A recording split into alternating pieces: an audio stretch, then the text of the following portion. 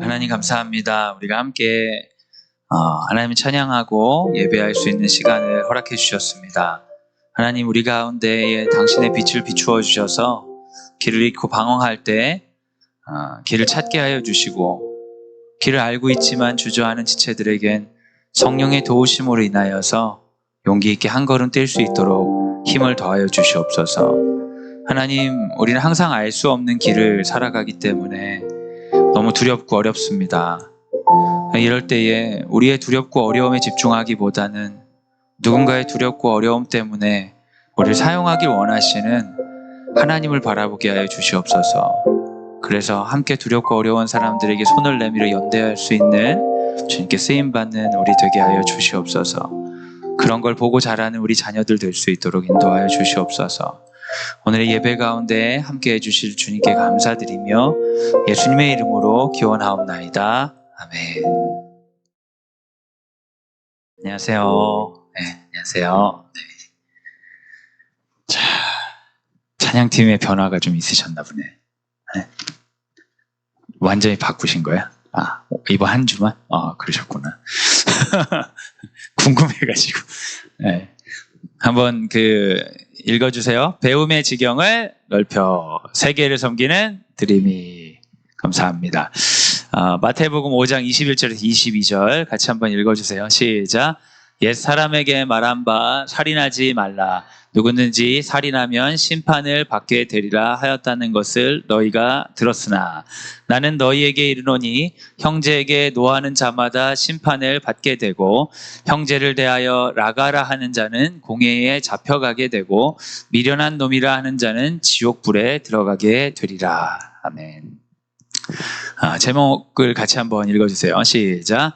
생명에 관하여. 오늘은 생명 존중 교육, 계기 교육으로 해야 되는 그런 것들이 이제 주기적으로 하는데요. 2년 전에 했던 건데 이제 들으신 분도 있으실 수 있습니다. 우리 회장 어머니 사진 한 장 찍어 주시겠어요? 부모님들 뒷모습이 살짝 나오게. 했다 우리가. 이걸 좀 남겨야 되네. 근데 이제 이런 좀 요즘 표현하면 이제 자살 예방 교육이죠. 자살 예방 교육인데 우리는 그 내용을 그대로 하기보다는 기독교인들이니까 좀 신앙 안에서 생명에 관해 어떻게 볼까 이런 거를 이제 하는 겁니다. 초등 아이들은 오늘 나오는 것 중에 전반부 얘기만 하고 후반부 얘기는 안 할 거고요. 중고등 아이들은 후반부까지 하는데 이제 내일 선거가 있기 때문에 다음 주에 진행될 예정입니다. 시편 36편 9절 같이 한번 읽어주세요. 시작. 진실로 생명의 원천이 주께 있사오니 주의 빛 안에서 우리가 빛을 보리이다. 아멘. 여러분, 우리의 신앙 고백 중에 가장 처음 되는 신앙 고백은 우리 생명에 관한 것이죠. 성경의 제일 앞에 있는 책은 뭐예요, 여러분? 창세기죠. 여러분, 그거는 너무너무 정확히 아시잖아요. 주로 창세기 읽다가 많이 포기하시기 때문에. 창세기에 제일 처음 나오는 이야기는 뭐죠? 창조에 관한 거죠. 그 이야기가 시작되는 것은 우리 존재에 관한 새로운 이유를 붙이는 겁니다. 우리 창세기가 언제 쓰였느냐 이런 논쟁이 많이 있는데, 창세기가 문서로 정리되고 그리고 창세기가 이스라엘 사람들한테 많이 읽히는 그런 시기는 이스라엘이 포로에 있었을 것이다. 대부분의 사람들은 그렇게 생각을 해요. 그 이야기는 그 전에부터 있어 왔겠지만 문서화돼서 읽히는 거는 구후대라고 생각을 하는데, 포로인 그 사람들에게 창세기 이야기가 주는 메시지는 너무나 강력한 거예요. 왜냐? 너는 그냥 포로가 아니고, 너는 그냥 흔한 생명체가 아니고, 너는 하나님 만드신 독특하고 귀한 존재다라는 메시지가 이 성경에 쓰여 있는 거죠. 그래서 우리가 신앙생활을 시작하는 전제가 되는 첫 번째 신앙 고백은 하나님이 나를 창조하셨다라는 것이겠죠. 그래서 우리는 생명의 주인은 하나님이다라고 고백합니다. 여러분도 그렇게 고백하십니까? 네, 아멘이시죠. 출애굽기 20장 13절에는 명확하게 생명의 주인이 하나님이기 때문에 하나님께서 법으로 명시하신 율법이 있습니다. 같이 한번 읽어주세요. 시작. 살인하지 말라. 살인하지 말라 이런 말을 들으면 여러분은 여러분과 상관이 없는 일이라고 생각을 하실 것 같습니다. 그런데 이제 예수님은 이것보다 더 확장된 법을 우리에게 얘기해 주세요. 하나님의 것을 죽이지 말라라는 것을 예수님에게 오면 이 버전이 굉장히 복잡해집니다. 왜냐하면 이 율법을 들은 사람들은, 살인하지 말라는 율법을 들은 사람들은 나는 누굴 죽인 적이 없는데요? 하고 벗어나려고 하잖아요. 근데 예수님은 그 정도 아니야. 이 뜻의 해석을 해줄게 하면서 예수님이 율법을 의미 중심으로 해석을 해주는 부분이 있는데, 그 중에 살인에 관한 해석이 마태복음 5장 21절에서 22절에 나옵니다. 같이 한번 읽어주세요. 시작. 옛사람에게 말한 바 살인하지 말라. 누구든지 살인하면 심판을 받게 되리라 하는 것을 너희가 들었으나. 여기까지만 읽으세요. 옛사람에게 말한 바, 이건 이제 구약의 율법에서는 살인하지 말라, 살인하면 심판받는다라고 들었으나, 하지만 이 구절은 이렇게 해석되어야 돼 라고 하는 게 그 달의 구절입니다. 그 다음 읽어주세요. 시작. 나는 너에게 이르노니 형제에게 노하는 자마다 심판을 받게 되고, 형제를 대하여 라가라 하는 자는 공회에 잡혀가게 되고, 미련한 놈이라 하는 자는 지옥불에 들어가게 되리라. 너는 살인하지 않았기 때문에 심판을 안 받는다고 생각하겠지만 형제에게 화를 내는 자마다 심판을 받을 것이다. 이 얘기를 들으니까 살인하지 말라는 구절은 내가 잘 지켰다고 생각했는데 지키지 않은 게 너무 많죠. 여러분, 가족들에게 화를 내세요, 안 내세요? 안 내세요? 혼자 사시나 보죠? 어떻게 들이맞게 오셨지? 여러분, 화를 내잖아요. 근데 그 화낼 때 우리는 화날 수도 있지. 시간이 지나면 지날수록 인간의 감정을 긍정하는 교육이 있으니까. 그런데 예수님은요, 노하는 자마다 심판받을 줄 알아 라고 이야기를 했어요. 너무 무섭죠? 근데 더 심한 건 여기 있어요. 형제를 대하여 라가라 하는 자는, 제 라가가 당시의 욕설이에요. 근데 라가라는 말은 굉장히 심한 욕설이 아니라 당시에 많이 쓰는 욕설이에요. 우리나라 친구들이 많이 쓰는 욕설은 뭐가 있어요? 제가 이제 재작년에도 이 설교를 하면서 니들은 무슨 말을 많이 쓰니? 친구한테 욕할 때 뭘 해? 그랬더니 애들이 말을 안 해. 웃기만 해. 무슨 말 얘기해봐. 나쁜 놈? 거짓말쟁이들 같으려고. 이제 그래서 제가 설교 시간에 아이들이 많이 쓰니까 너는 개새끼야, 씨발놈아, 이런 얘기들 하냐고 제가 얘기를 해주면 애들이 와 하면서 막 너무 좋아하더라고. 평소에 쓰는 말이에요. 하지 말라고 미친 새끼야 막 욕을 한단 말이에요. 근데 그러면 우리는 그냥 하는 말이에요. 특별히 엄청 진짜 그 의미를 담아가지고 얘가 막 그러한 저주를 받았으면 좋겠다는 말로 하는 게 아니라 그냥 하는 말이란 말이에요. 근데 성경에 뭐라고 되어 있냐면 형제에 대하여 그렇게 욕설을 하는 자는 공회에 잡혀가게 된다. 재판을 받아야 된다는 거예요. 그리고 미련한 놈이라 하는 자는, 이것 또한 비슷한 거죠. 그 사람이 어떠한 욕설을 하는 자는 지옥불에 들어가게 되리라. 그 친구한테 욕하는 사람 손 들어보세요. 지옥불에 들어갈 거야. 애들이 엄청 좋아요. 와! 근데 여러분, 이거 제가 하는 얘기가 아니고 예수님이 하신 얘기예요. 여러분 모르셨죠? 사람들은 착각하는 게 있어요. 예수님이 율법으로부터 우리를 자유롭게 했기 때문에 율법에서 어기면 안 된다고 했던 거 이제 어겨도 되는 거라고 생각하는 경향이 있어요. 그런데 예수님은요, 훨씬 더 강력한 윤리적 규범을 우리에게 제공하세요. 근데 예수님의 윤리적 규범은, 구약의 율법은 겉으로 보이는 법전의 형태라면 예수님이 우리에게 주시는 율법의 도전은 마음까지 소급돼요. 그러니까 내가 살인을 하진 않았지만 살인으로 가는 길목에 서 있으면 죄라는 거예요. 예수님이 훨씬 더 무서워요. 예수님은 다 용서받는다고 생각하면 예수님을 잘 모르시는 거예요. 살인하지 말라, 살인하면 심판받는다가 예수님께 오면 형제에게 노하는 자는 심판받는다.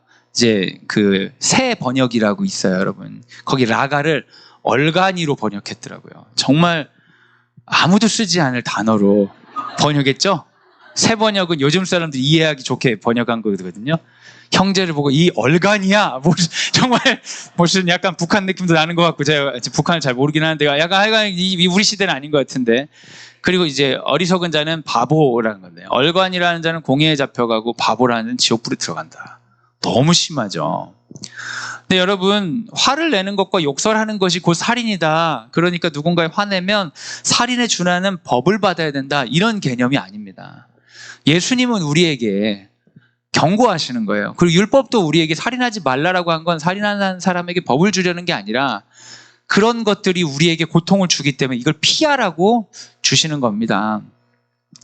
헬라어에서 죄는 표적을 벗어나는 걸 이야기하는데요. 살인하지 말라라는 법을 내가 행하지 않았다고 하더라도 이미 살인으로 가는 길 위에 서 있으면 율법은 어긴 거예요. 심판을 받을 만큼 드러나지 않을 뿐이죠.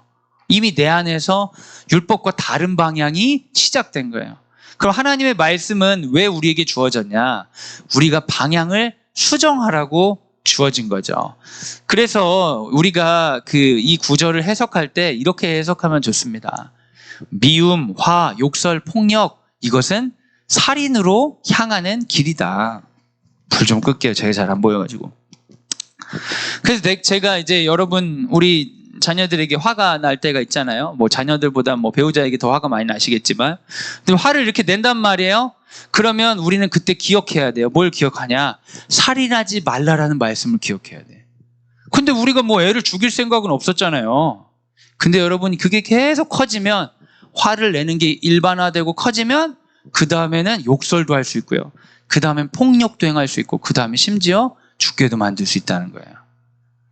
화가 나는 것, 누군가에게 거친 말을 하는 것이 그 자체가 심판받을 일은 아닐 수 있으나 그것이 살인으로 가는 길에 우리를 올려놓는 것과 똑같기 때문에 그때는 살인하지 말라라는 율법을 통해 벗어나야 돼요. 살인하지 말라는 말씀은 너 사람 죽이면 안 돼라는 경고가 아니라 이 말씀을 붙들고 우리가 잘못된 방향으로부터 벗어나라고 하나님께서 주시는 하나님의 말씀인 것입니다. 구약은 마치 결과로서 살인하지 말라라고 이야기하는 것처럼 보이지만 예수님은 구약의 말씀을 이렇게 해석해 주세요. 여기 한번 읽어주세요. 시작. 살인의 길에 서지 말라. 여러분, 성경에 많은 율법들이 있습니다. 그걸 어기지 않을 수 있어요. 그렇기 때문에 우리가 올바른 사람이냐 증명할 수는 없습니다. 왜냐하면 하나님은 우리의 마음까지 보시기 때문에 그걸 어기지 않았어도 그 길에 서 있으면 그 자체가 우리가 그쪽으로 인도한다는 걸 알고 있어요. 그래서 주님은 우리에게 깊은 회개를 요구하세요. 마음의 새롭게 됨을 원하세요. 그래서 내가 이걸 했어? 안 했지? 안 했긴 했지만 내 마음으로 이미 그 길에 서 있다면 곧 그 길에서 이렇게 인도함 받을 수 있다는 거죠. 화난 감정이 잘못은 아닙니다. 그러나 살인의 길에서 벗어나는 것이 심판을 받지 않는 길입니다. 그러니까 여러분 조심하셔야 될 게 우리가 종교인이 하나님께서 마음을 보신다고 했을 때 우리 안에 있는 감정을 정죄하려는 경우가 있어요. 화내면 안 되는데, 내가 미워하면 안 되는데. 아니에요, 여러분. 해도 돼요. 화도 내도 되고 미워해도 되고 마음속으로 누굴 죽여도 실제 죽이지 않으시면 괜찮아요. 근데 예수님께서 이렇게 말씀하시는 건 그런 게 올라올 수 있지만 그 길에 머물면은 안 된다는 거예요. 여러분의 어떤 게 들어와 가지고 순간적으로 그게 이렇게 일어날 수는 있어요. 근데 거기에 오래 머물러 계시면 머물러 있는 그 자체가 우리를 이끌어가는 거예요. 우리 그 유명한 강사인 김창옥 씨가 했던 이야기가 참 재밌는 게 있더라고요. 누군가에게 독화살을 팍 맞으면은 빨리 독화살을 뽑아야 되는데 독이 퍼지니까. 근데 많은 사람들은 독화살을 팍 맞으면은 어떤 놈이 독화살을 쐈지 하면서 생각을 한다는 거예요. 계속 생각하다 보면 독이 이렇게 퍼진다는 거죠.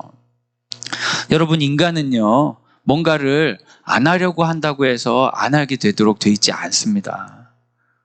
어떤 것이 이렇게 들어왔을 때 그걸 지나보내야지 그거 가지고 씨름하면 그게 나의 주인이 됩니다. 살인하지 말라. 이 말씀은 우리가 살인의 길에 서 있지 말라는 경고예요. 자, 아이들에게 화가 나실 때가 있죠? 네. 뭐 없으실 수도 있죠. 여러분의 뭐 감정체계에 문제가 생기셨을 수도 있고 그러니까요. 근데 나시는 분들도 계실 거예요. 근데 거기에 너무 오래 머무르시면 안 됩니다. 여러분 살다 보면 좀 우울하실 때도 있죠. 좀 슬픈 일이 있을 수도 있어요. 당연히 그럴 수 있죠. 그런데 거기에 너무 오래 머물러 있는 것 같으면 그냥 주시면 안 되고 좀 뭔가 조치가 필요할 수 있어요. 왜냐하면 그 길에 서 있는 것이 우리를 심판의 삶으로 인도하니까 주님은 그 길에 서 있지 말라고 경고하시는 거거든요. 그래서 우리에게 주어진 말씀입니다. 같이 한번 읽겠습니다. 시작. 살인하지 말라.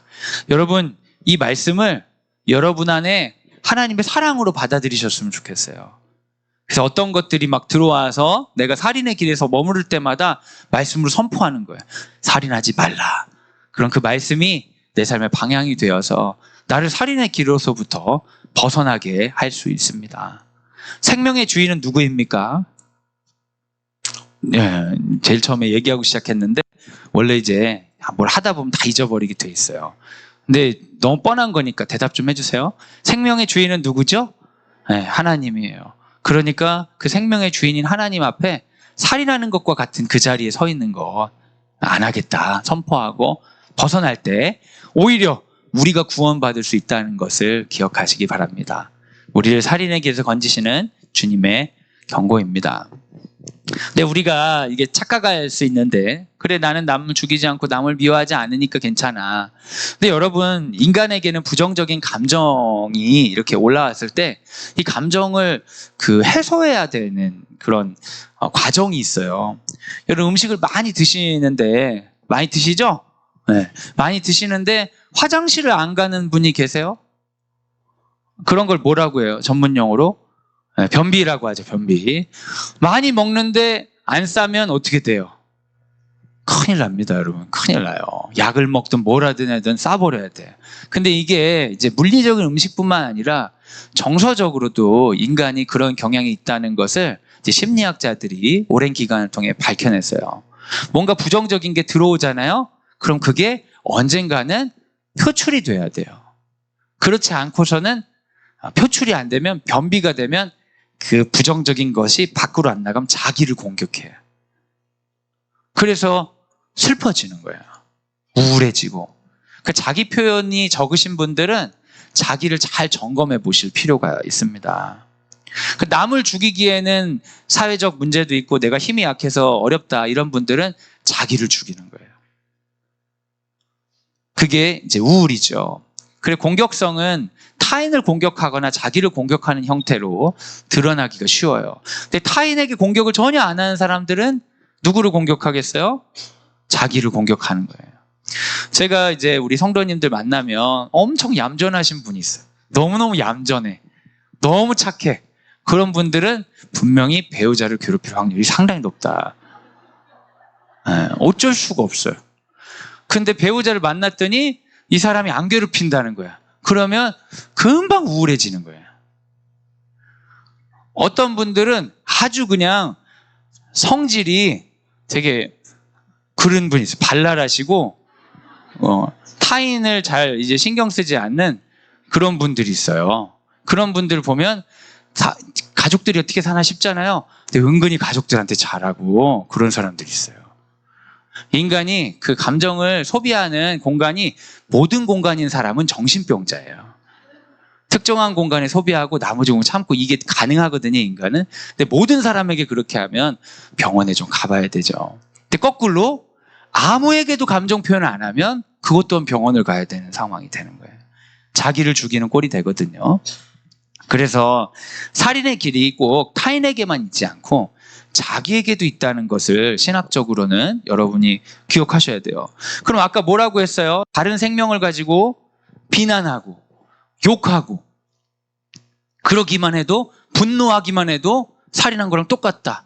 근데 이거를 나에게 적용하면 자기를 혐오하고 자기의 삶의 의미를 무시하고 자기를 미워하고 자기에게 욕설을 하고 자기에게 소리를 지르고 자기에게 뭐라고 하는 것 또한 신학적으로는 생명의 주인이 하나님이신 하나님을 무시하고 살인의 길에 서 있는 것과 마찬가지인 거예요.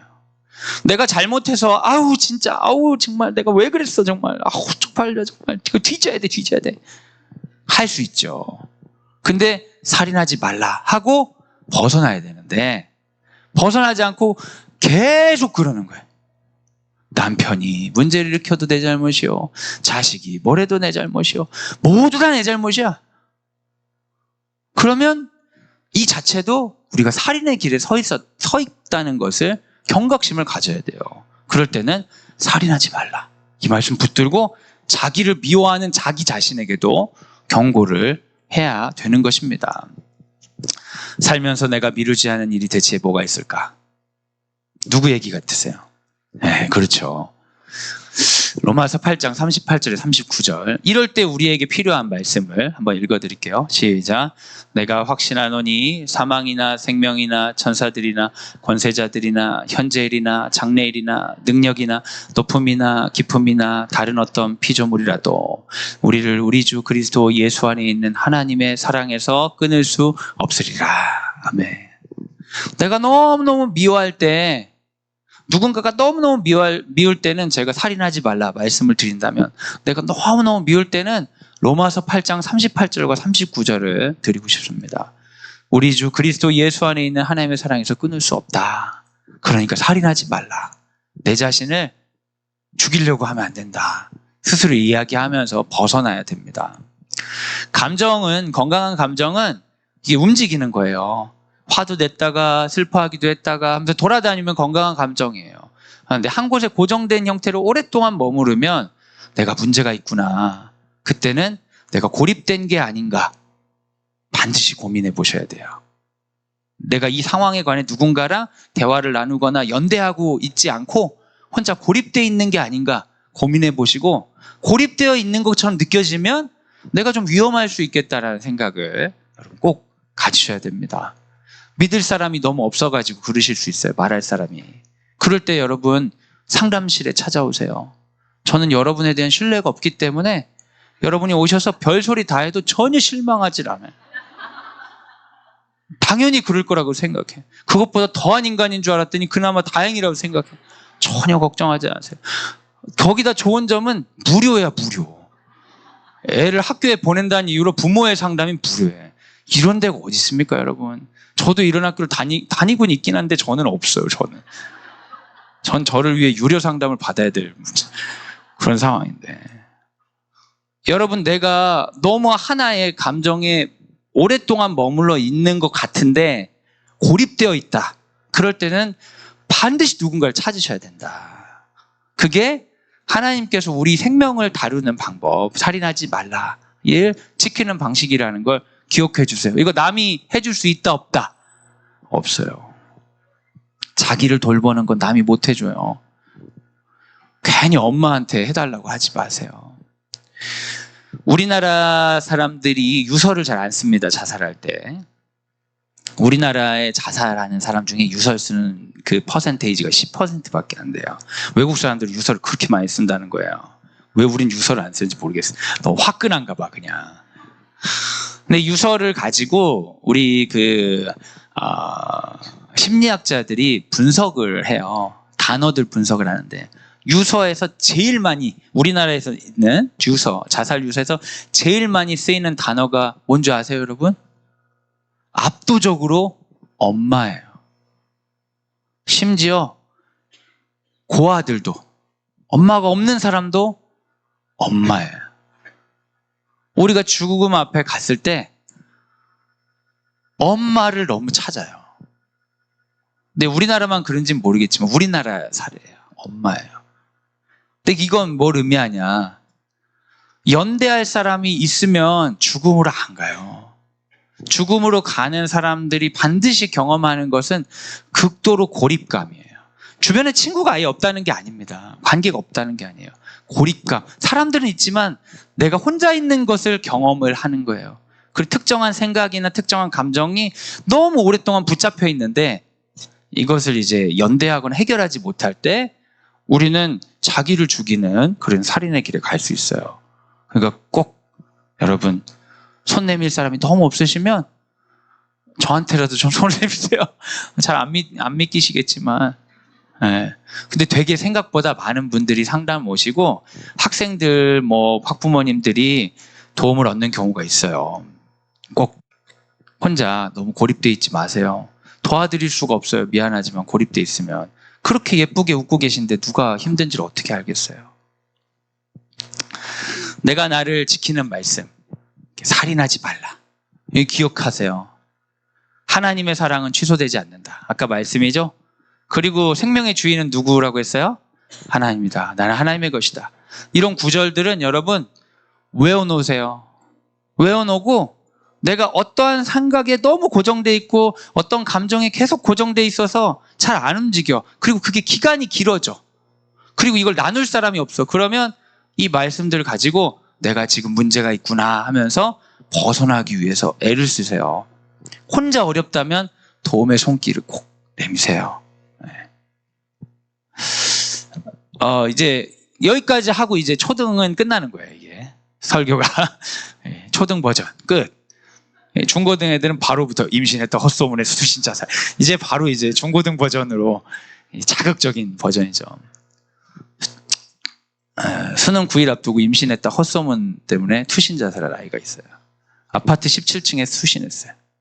유서에 2명의 남학생 이름이 거론돼. 무슨 의미가 있겠어요? 억울함을 호소해도. 그 자살에 관한 그 자살을 이제 연구하는 그 심리 부검을 하는 분이 쓰신 책을 제가 한 권 읽었는데 거기 사례가 너무 슬픈 사례가 있었어요. 학생 2명이 자살을 하려고 올라갔어요. 애들끼리 함께 죽자 그런 거예요. 한 아이가 죽으려고 이렇게 떨어졌다가 너무 갑자기 무서워졌는데 미끄러졌어요. 그래가지고 벽에 매달려서 살려달라고 한 거예요. 둘이 죽으려고 갔는데 같이 간 친구가 걔를 살리려고 붙잡고 막 하다가 놓쳐서 죽었어요. 근데 여러분 많은 그 자살을 연구하는 분들의 경향성이 투신 자살의 경우는 2번 시도하는 경우가 없대요. 실패하더라도. 왜냐하면 내가 죽으려고 갔는데 막상 실제 죽음 근처에 가본 사람들은 죽기 싫다는 걸 너무 선명하게 느낀다는 거예요. 그런데 무서운 거는 이제 만성적 스트레스가 있고 급성적 스트레스가 있잖아요. 만성적 스트레스는 어떤 거겠어요? 태어날 때부터 장애가 있다든지 어떤 그 특정한 것 가지고 뭐 경제적 어려움이 너무 장기화됐다든지. 만성적 스트레스는 계속 이어지는 거예요. 만성적 스트레스가 있거나 아니면 급성적 스트레스는 잘 지냈는데 특정한 시기에 어려운 일들이 막 이렇게 뭉치는 거죠. 근데 급성적 스트레스가 있을 때 자살 시도를 해가지고 죽는 그 성공률이 굉장히 높아요. 자살은 다른 통계와 다르게 시도를 많이 할수록 성공률이 높지 않습니다. 한 번에 죽는 경우가 많아요. 그리고 시도를 많이 한 애들이 오히려 안 죽기도 해.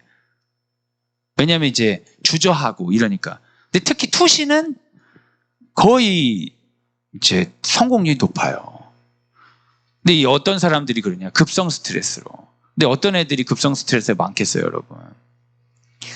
이제 성인들 같은 경우는 갑자기 경제적 어려움이 닥쳤다든지 빚 독촉을 받는다든지 원래 안 그랬다가 그리고 이제 청년들은 그게 왜 그렇게 중요한지 모르겠는데 애인하고 헤어지거나 그럴 때 자살 시도를 많이 해요. 저도 청년 시절이라면 그랬을 수도 있을 것 같아. 근데 사실 지금은 이해가 잘 나가지 않아요. 청년들은 그럴 수 있죠. 다른 가능성을 잘 못 보니까. 근데 학생들도 많아요. 성적, 부모님과의 갈등. 그러니까 우리 아이들이 멀쩡하고 괜찮다가 지금 스트레스가 되게 많은데 우리가 눈치를 못 채고 막 부었을 때 애들이 이제 막 투신한다 막 이럴 수도 있는 거예요. 되게 무섭죠, 여러분. 실제로 무서워요. 그래서 우리는 만성적 스트레스는 어떻게 관리할 수 있는데 급성적 스트레스는 관리하기가 참 어려운 위치에 있다. 그래서 학생들의 다른 것보다 학생들도 똑같아. 고립되어 있는 상황이 장기화되진 않는지, 그리고 고립되어 있는 상황의 어떤 흔적들을 뭐 글이든 말이든 표현하지 않는지, 급작스러운 변화는 없는지, 이런 것들을 확인해야 될 필요가 항상 있습니다. 자살, 치명적인 결과를 초래하는 자해행위. 자살이 자해행위예요. 그래서 자살하기 전에 자해하는 애들이 정말 많아요. 제가 자해하는 학생들을 많이 만납니다. 감이 와. 상담하다 보면 너 자해 좀 하겠는데? 그러면 깜짝 놀라 애들이. 보여줘봐. 그럼 애들이 보여줘요. 그럼 제가 약도 발라주고 막 얘기도 하거든요. 근데 여러분, 그 자해하는 행위들이 되게 많은데 자해를 여러분도 좀 해보시나요? 어떠세요? 평소에 좀 취미로 자해하시는 분 없으세요? 네. 그런 분 있으시면 상담실로 찾아와 주세요. 약 발라드릴게요. 근데 자해를 하는 그 이제 많은 이유 중에 하나가 어떻게 보면 이제 삶에 집중이 잘 안 돼서 그래요. 여러 가지 어려움 때문에 집중이 안 되고 부정적인 감정이 너무 많이 올라오니까 이게 집중이 안 되면 사람이 되게 막 답답하고 죽을 것 같거든요. 근데 자해를 하면 인간이 몸을 가지고 있기 때문에 공격을 하면 이제 신체를 공격하니까 그 정신력이 이렇게 집중이 확 돼요. 그래서 순간 머리가 맑아져. 너무 괴로울 때 자해를 하면. 그래서 아이들이 자해를 많이 합니다. 그리고 이거는 문화적인 것도 있어요. 제가 보기에는 저 어릴 때가 훨씬 더 폭력이 난무했던 것 같아요. 저희는 이제 선생님들한테 엄청 맞으면서 컸기 때문에, 근데 그게 카타르시스가 되어서 안 그랬는지 모르겠는데 저희 땐 자해하는 애들 별로 없었어요. 자해할 필요가 뭐 있어. 엄청 두드려 맞는데 안 맞기 위해서 별짓을 다 해야 되는데 뭘 집에 가서 막 칼로 긋고 이럴 여유가 없어요. 엄청 터지고 사는데. 근데 요즘은 그 아이들이 자해도 많이 하고 자해 효과에 관한 그 글들이 너무 많아요. 애들끼리. 그래서 힘들면 어떻게 해야 돼? 그럼 자해해보면 기분 좋아. 이런 거 막 정보를 주거든요. 근데 자해가 자살로 가는 데 있어서 굉장히 큰 역할들을 합니다. 그래서 이제 자해 발견하고 그랬을 때는 학교랑 잘 상의하시고 그리고 좀 치료적 과정으로 가야 된다고 바로 생각하시면 돼요. 너 다음부터 이러지 마. 이번에만 봐줄 거야. 그러지 마시고 이거 어려울 수 있구나 하면서 치료적 과정으로 좀 가야 된다 생각하시는 게 훨씬 좋아요. 많은 돌봄이 필요할 수 있죠. 일방적으로 자발적으로 그리고 의도적으로 자신의 생명을 끊거나 끊으려는 시도하는 행동 혹은 그러한 경향이 이제 자살인 거죠. 근데 대부분은 죽고 싶기도 하지만 살고 싶어서 그런 경우가 많습니다. 그리고 대부분은 자살로 가기 전에 모두 다 고립감을 경험한다는 특징은 있어요. 청소년 사망 원인 1위가 자살입니다. 그 자살하지 않으면 거의 애들이 죽질 않아요. 그 다음이 이제 자동차 사고죠. 그 다음 병이에요. 청소년기의 자살의 특징이 있는데요. 자살은 그 계획 자살뿐만 아니라 충동적인 자살이 있는데 이제 청소년들은 충동적인 자살을 하는 경우가 있어요. 이거는 실제 일어납니다. 이건 막기가 어려워요. 계획 자살하는 친구들이 그 저랑 상담하면 거의 안 죽어요. 네, 계획 자살하는 친구들은 거의 죽지 않습니다. 상담으로 들어가면 그 과정을 통해서 그걸 해소하고 돌봄을 받는 끈이 되기 때문에 자살 시도 되게 심하게 했던 애도 이제 뭐 지금 저희 학교 학생은 아닌데 굉장히 심하게 했던 학생인데 제가 오랫동안 몇 년 동안 계속 이렇게 연락도 하고 하면서 지금은 완전히 없어졌어요. 네, 지금은 잘 살고 있는데요. 근데 갑자기 죽으려고 하는 거는 방법이 없어요. 그리고 자살 시도는 말씀드렸다시피 시도 횟수가 많다고 해서 성공률이 높아지는 게 아니기 때문에 시도 횟수가 많은 건 치료가 필요한 거고요. 한 번이라도 하지 않게 하는 게 되게 중요합니다. 잘 돌봐야 돼요. 그리고 그 자살로 가시는 분들 중에 이제 그 만성적인 스트레스가 있는 경우도 있고 정신질환이 있는 경우가 많이 있어요. 그런데 이제 청소년기의 경우에는 정신질환과 상관없는 자살 시도가 있어요. 그러니까 여러분이 아이들이 자해를 하거나 우리 또 초등 부모님들이 너무 되게 절망적인 얘기하는지 모르겠네. 우리 이렇게 반절 끊어갖고 여기서 했어야 되는데 아까 거기까지 하고 초등 부모님 보내드렸어야 되는데 네, 너무 어두운 얘기를 해서 좀 죄송하네요. 근데 뭐 사실이긴 사실이지. 우리 드림학교엔 그런 애들 없죠? 아니에요. 다 있어요. 다 있어. 네. 우리 이제 그 보건 선생님이 오셔가지고 제가 그 자해하거나 그런 친구들은 보건실로 제가 안 보내고 제가 치료해 주거든요. 그러면 제가 막 하면 보건 선생님이 저한테 그러더라고요. 여기서는 이런 애들이 없을 줄 알았어요. 다 있어요. 다 있어. 부모님이 너무 나쁜 분이거나 환경이 너무 나빠서가 아니라 삶이 힘든데 방법이 이거라고 배우면 이렇게 하는 거예요. 그러니까 다른 방법들을 우리가 많이 가르쳐줘야겠죠. 네. 정신질환 외에 원인이 많은데요. 대인관계, 가정환경, 학업 문제가 있어요. 여러분 학교에서 이성교제 하지 말라고 하는데 생각보다 이성교제 문제로 청소년 아이들이 자살 시도를 정말 많이 해요. 청소년 시기부터 청년 시기까지. 왜냐면 아이들이 역량이 없잖아요. 돈도 없고 역량도 없기 때문에 이 사람과 헤어지면 큰일 날 것 같고 이 사람과 헤어지지 않기 위해서 죽겠다 이런 식으로 위협하는 경우가 많이 있어요. 그거는 생각보다 흔한 경우입니다. 이성교제는 저는 청소년 시기에 진짜 반대예요. 아주 리얼 반대. 근데 학교에서 반대하는 거 핑계 삼아가지고 하지 말라고 딱 하시면 좋죠. 그리고 가정환경에서 특별히 이제 경제적인 어려움이나 부모의 학대가 자살하고 연관되는 경우가 굉장히 많아요. 경제적 어려움이나 부모의 학대가 왜 자살과 연관이 되겠어요? 극도의 고립감을 주죠. 연애도 그래요. 연애에서 이 사람과 내가 사이 나쁜 거를 다른 사람하고 연대해가지고 해결할 수 있어요? 내가 쟤랑 헤어져서 마음이 아프지만 너와 함께 이게 잘 안 되는 거예요. 극도의 고립감이 자살로 이어지는데 가정환경에서도 고립감이 큰 역할을 합니다. 그래서 여러분 우리가 학원 가지 말라고 하잖아요. 이거 되게 좋은 기회거든요. 근데 학원은 안 가는데 방에만 처박혀 있다. 그건 좀 아까운 것 같아요. 그 드림학교에 이왕 보내시는 거 아이들과 시간이 많은 것은 그 시간을 쓰라고 우리가 이런 학교를 하는 거죠. 학원 안 보낸 이유는 그게 이제 개인적으로 애들하고 말하는 게 좀 어려우실 수는 있지만 함께하는 시간이 그 좋은 시간이라고 특히 어렸을 때 많이 가르쳐 주시고 개인적으로 이제 방을 써야 되는 것도 있지만 거실 문화를 활성화를 많이 시켜 놓으시는 게 장기적으로도 아이들이 고립되지 않는 데 유리합니다. 어제 이제 초등 성교육 강의를 이제 우리 나눴잖아요. 근데 저도 되게 동의하는 부분이 뭐냐면 정말 성교육은 부모님이 해줘야 되는 게 맞는 것 같아요. 성관계에 대해서 부모님에게 듣지 않았는데 애들이 학교에서 뭐 콘돔 사용법을 막 모르는 선생님 앞에서 배우고 너무 이상한 거 아니에요? 너무 어색하잖아요. 이게 요즘은 일반 중학교에서도 잘 안 그럽니다. 민원이 많아가지고. 근데 그런 은밀한 얘기는 부모한테 배워야 되는데 애들이 어디서 많이 배우겠어요? 유튜브로 많이 배우고 친구한테 배우니까 학교에서 양성화하자고 학교에서 가르쳐 버리잖아요. 근데 이제 학교에서 가르치니까 안 궁금한 애들이 배워가지고 더 성문제가 생기고 정말 좋은 거는 궁금한 것의 처음을 다 부모가 가져가는 거예요. 궁금한 얘기를 했을 때 그 처음을 다른 데로부터 듣는 게 아니라 처음을 부모가 얘기해 줄 수 있으면 제일 좋고 앞으로도 어려운 일 있을 때 제일 처음 물어보는 사람이 부모이면 여러분 그건 생명 존중에서 너무 좋은 일이다. 학업 스트레스요.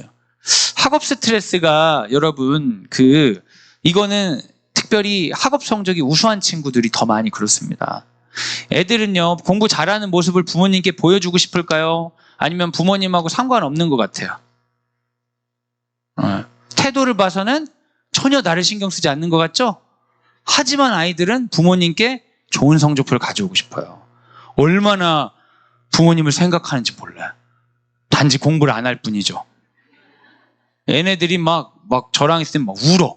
공부를 하나도 안 하는데요. 엄마가 막 고생하시는데 막.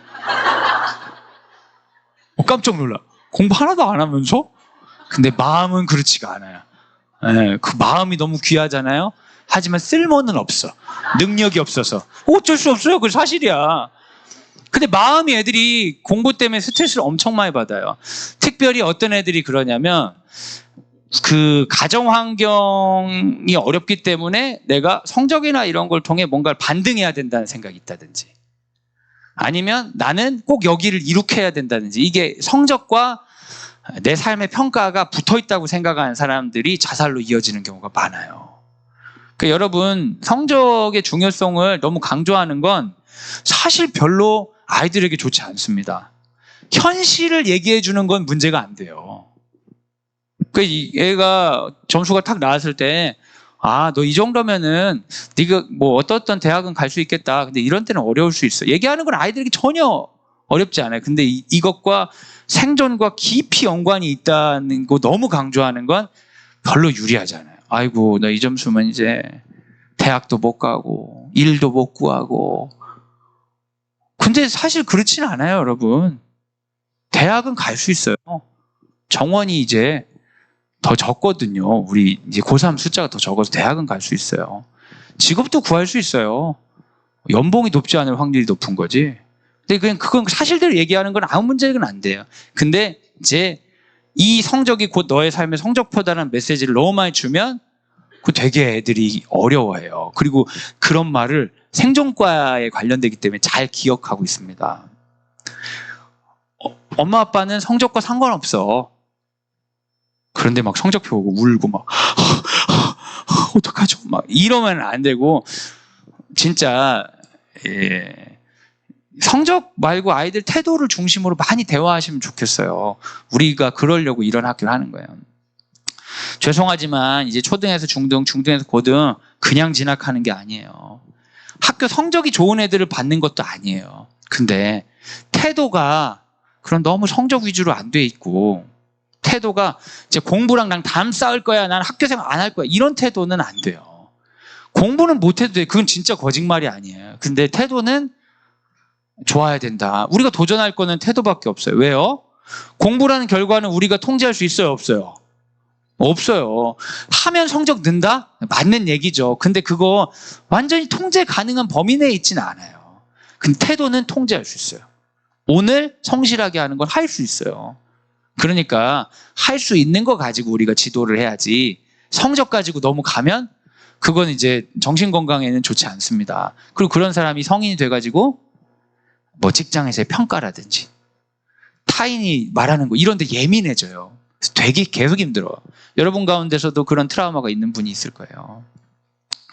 그리고 청소년기 자살의 문제는 해결 방법을 배우지 않았기 때문에 방법이 충분히 있는 상황에서도 자살을 시도해요.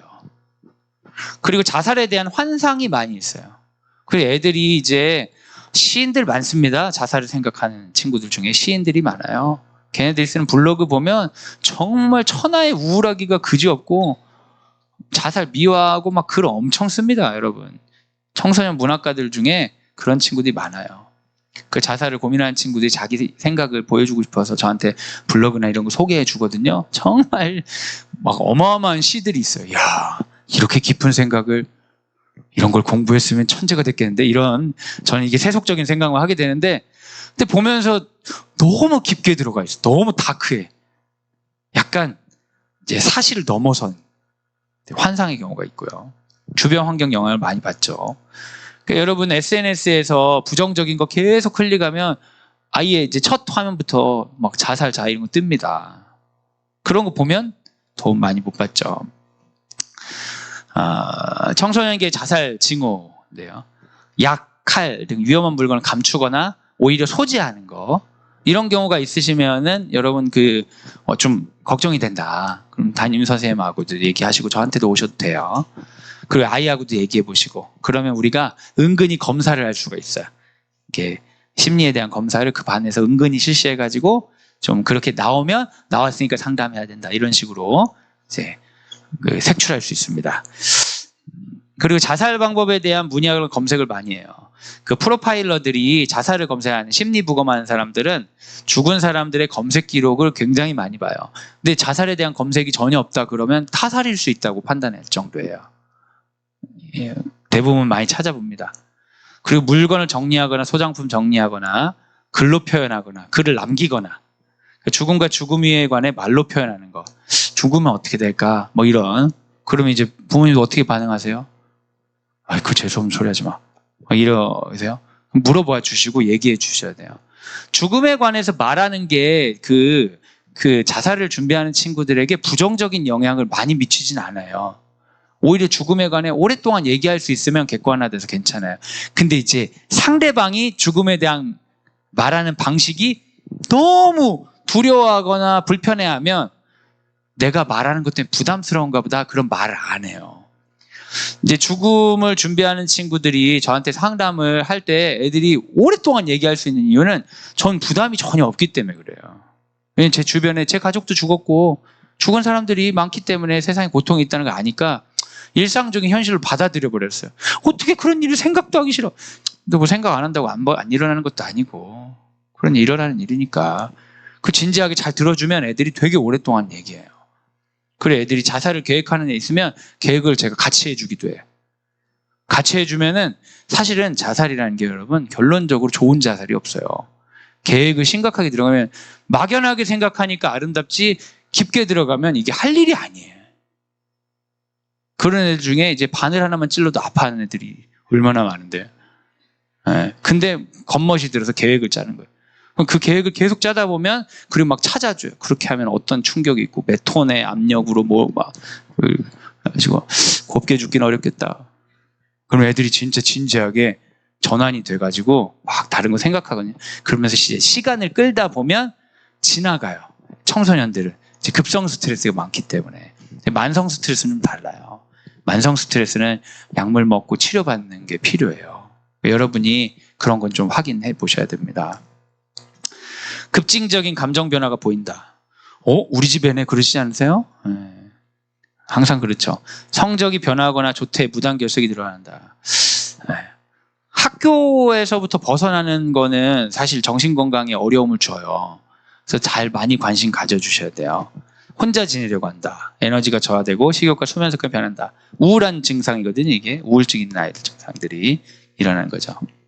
우울증과 자살은 연관될 수밖에 없는 게 우울증이 타인에게 공격할 에너지를 자기에게 공격하는 거니까 자기에게 공격하다가 지치면 이제 죽고 싶은 거죠. 이런 얘기 계속하니까 저도 우울해지네요. 나에게 자살 위기가 있을 때 여러분에게 그런 게 오실 수 있잖아요. 여러분은 성인이고 연결되어 있지만 너무 젠틀하고 믿음이 좋기 때문에 표정도 밝으시고 괜찮은 사람처럼 보이니까 고립될 수 있어요. 나의 연약한 모습을 너무 보이지 않는 훈련이 너무 잘 돼 있어서 그러니까 자살 사고, 죽음에 관한 얘기가 많이 이제 생각을 하거나 자살 감정이 드는 시간과 장소를 파악하는 것이 중요합니다. 거기 피하는 게 중요해요. 그리고 사고와 감정이 전환되도록 그 장소를 피하거나 다른 행동을 하는 것. 근데 이게 만성적인 경우가 있어요. 만성적인 경우에는 도움을 요청하셔야 돼요. 이 청소년들도 마찬가지죠. 그리고 만성적인 경우에는 반드시 치료를 받으실 필요가 있다. 기도해가지고 심리적인 게 다 나으면 좋겠죠, 여러분. 여러분 아멘이시죠? 네. 근데 여러분 이제 이런 얘기 좀 조심스럽긴 한데 막 금요철에 가면 아프신 분들 위해서 막 기도하잖아요. 근데 낫는 비율이 어때요? 몇 퍼센트나 낫는 것 같아요? 조사를 안 해봐서 모르시죠? 네, 맞아요. 근데 비율이 그렇게 높다고는 생각이 안 드실 거예요. 왜냐하면 기도 제목을 내놓는 분들이 계속 내놔. 안 나으니까. 근데 정서적인 거는 치료를 받지 않아도 낫는다고 생각하는 거예요. 그거 아주 신기하죠.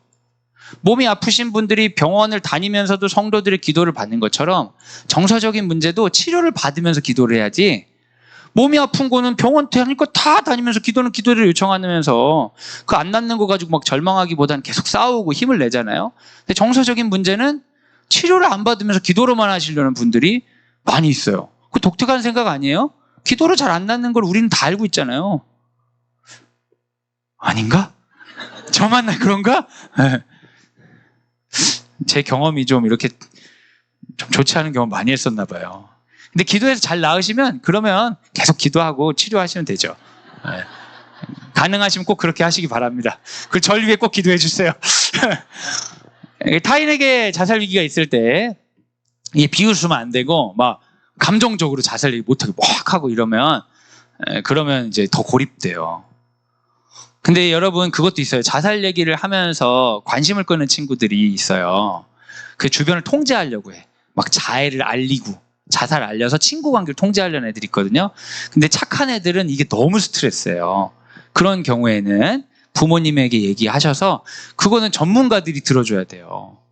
저 같은 사람은 자살 가지고 제 삶을 아무리 통제하려고 해도 아무 스트레스가 없어요. 친구들은 되게 힘들어요. 그러니까 여러분 청소년 아이가 있는데 내 친구 누가 죽으려고 해서 너무 걱정돼. 한두 번이지 그거 가지고 인간관계를 조정하려고 한다. 그러면 너 혼자 할 수 없어요. 이건 해야 돼서 확장시키시고 저한테 보내세요. 아니면 그 돈 내고 병원 다니시면 되죠. 말이나 행동으로 걱정하고 있으면 알린다. 계속 징징대면은 제 전문가한테 보내야 된다. 친구가 할 수 없는 선이 분명히 있습니다. 성급한 판단이나 조언 대신에 들어준다. 판단이나 조언은 별로 관심이 없어요, 얘는. 비밀을 지키겠다 약속하지 않는다. 이거 되게 중요합니다. 여러분 그 범죄 사실하고 자살에 관련된 거는 상담을 하는 사람이 그 비밀을 지킬 의무가 없고요. 오히려 비밀을 지키면 공범이 됩니다. 그러니까 누군가가 얘기하는데 범죄 사실을 나눈다. 혹은 자살을 예고한다. 그러면 관계는 깨질 수도 있지만 얘기를 하셔야 돼요. 알고 있었는데 얘기 안 하면 안 한 게 문제가 됩니다. 이런 거를 애들한테 설교 시간에 해주는 게 필요하겠죠? 왜냐하면 이제 자살 얘기하면서 절대 누구한테도 얘기하지 마 이러거든요. 그러면서 이제 가스라이팅에서 사람 관계를 하려는 친구도 있어요. 그런 친구는 사실은 자살 쪽보다는 이제 성격 장애 쪽이에요. 네. 사람을 통제하려는. 선생님이나 전문가에게 도움을 구한다. 사람이 왜 사는지 의미가 없다고 얘기하는데 사실 의미는 우리도 몰라요. 그냥 태어났으니까 사는 거예요. 근데 살면서 우리는 의미를 묻지 않아요, 여러분. 만약에 내가 왜 태어났지? 삶의 이유를 묻는다면 그건 삶이 힘들기 때문이에요. 여러분 삶의 이유를 막 물어보면서 사세요. 그냥 사세요. 그냥 살죠.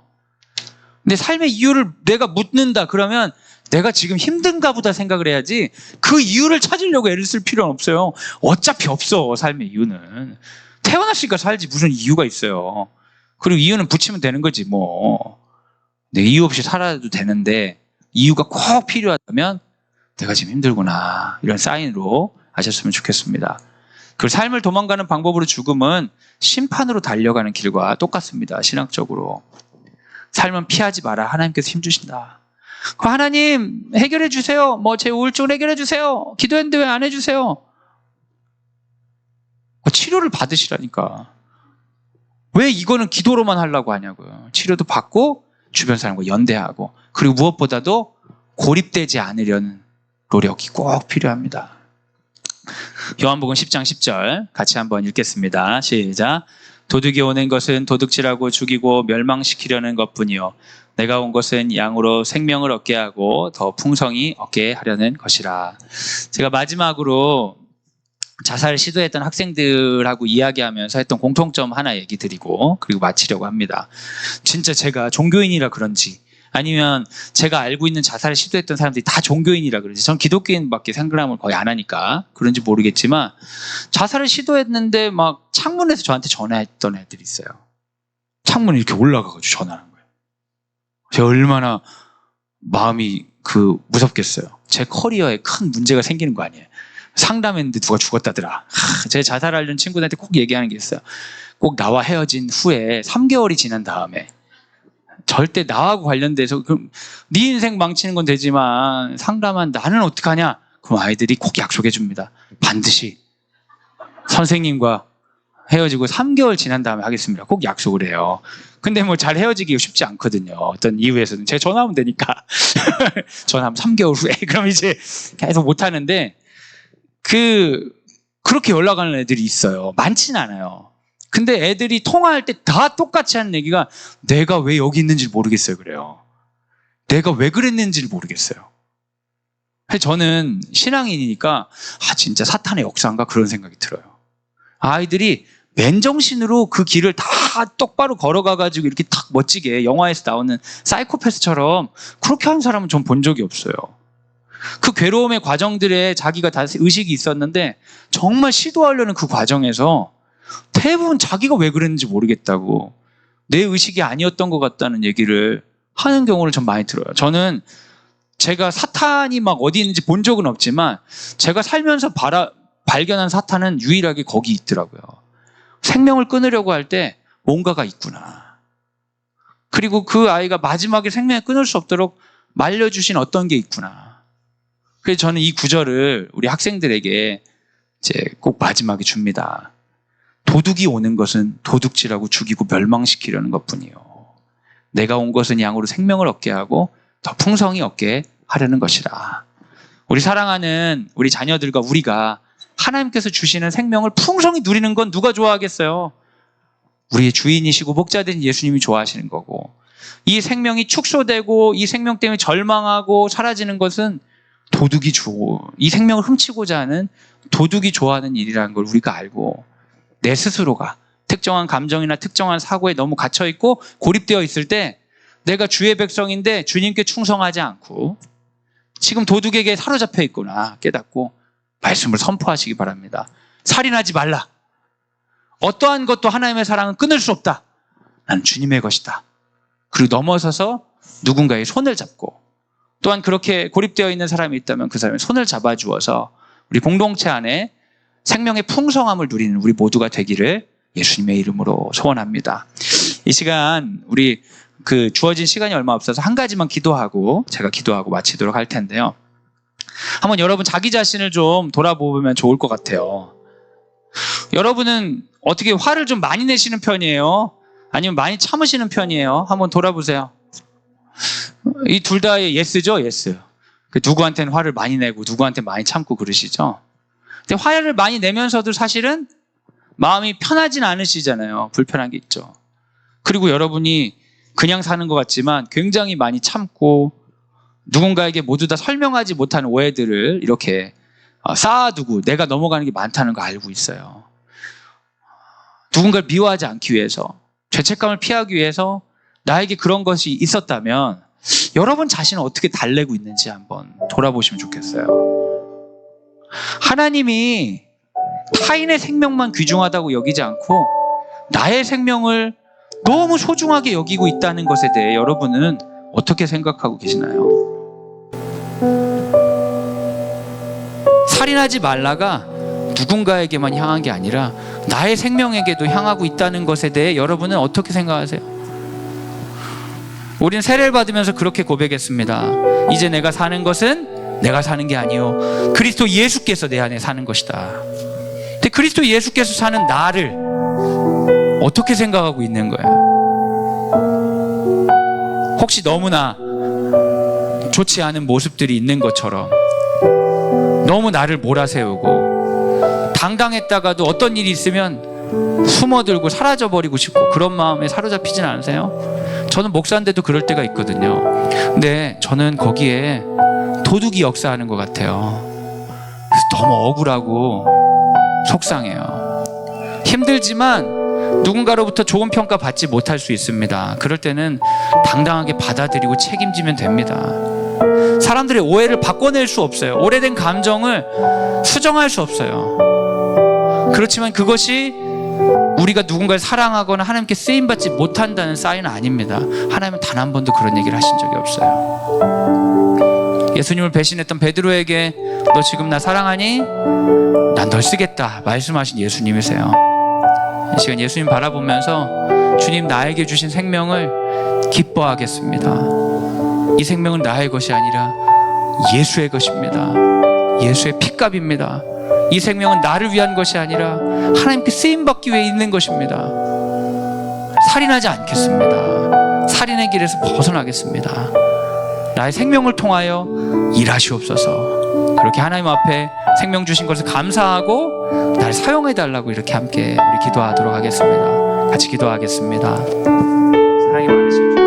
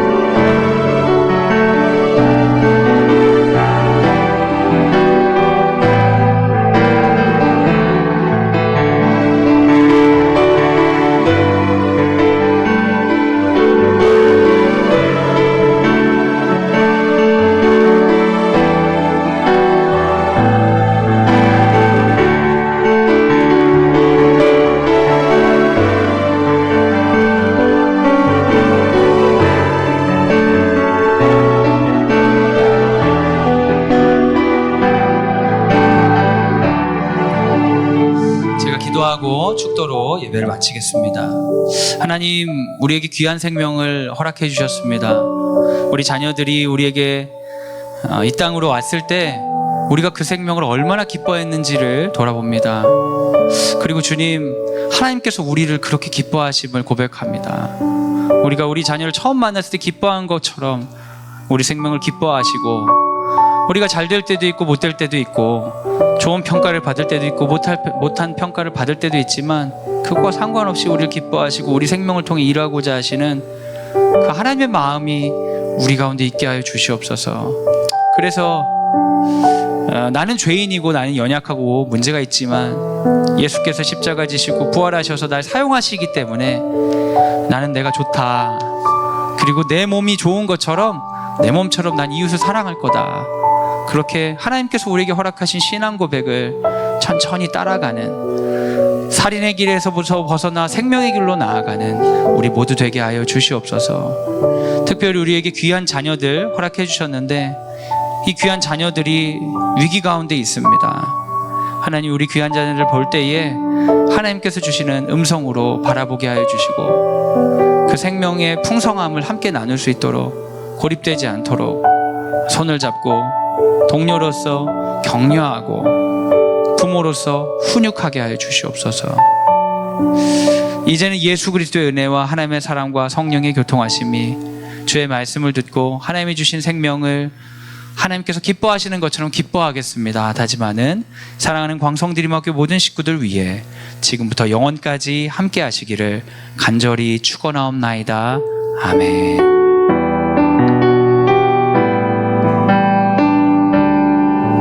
하나님께 영광의 박수를 올려드리겠습니다. 제가 상담학 할 때 상담학 교수님에게 배운 인사법인데요. 이거를 하면 그 생명을 즐거워하는 그 인사법이에요. 한번 해보시겠어요? 마무리로. 네. 그 뭐냐면은 하나님의 시선으로 우리가 하나님이 돼서 옆 사람을 바라봐주면 그 사람의 생명을 기뻐한다는 거예요. 그래서 그 첫 번째는 깜짝 놀라는 거예요. 너무 대단한, 여러분이 그 찾던 그 물건이 나온 것처럼, 명품샵이 나온 것처럼 사람 보고 깜짝 우와 하고 놀라주는 거예요. 옆 사람 보고 한번 놀라주세요.